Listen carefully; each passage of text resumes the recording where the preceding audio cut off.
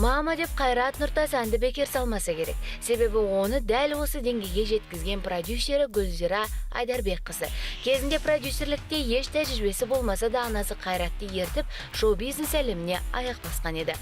Батыл қадам деуге болады. Әли Оқапов пен Мәди Рымбаевты өздерінен гөрі аналарының танымал болғаны қапаландыра ма дерсің. Себебі олардың өнер әлемінде жасалған туындылары немесе әрекеттері өз-өздері емес, қазақ примадоннасының балалары ретінде бағаланады. Зарина Умарованың өнер жолына келген әкесінің арқасы.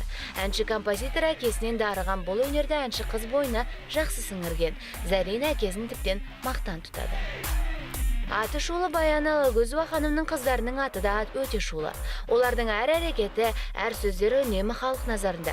Кішкентайынан халық алдында төсіліп өскен Айсәуле мен Аяру да анасына риза. Лұқпан Жолдасовтың екі баласы да өнерде. Олар да басқа таңдауда болмаған сияқты. Бүгінде Фарида Жолдасова өзінің жеке шығармашылығымен айналысып, бірнеше хит әндердің орындаушысы. Фарида деген есімнен гөрі Лұқпанның қызы дегенді жиі естиміз.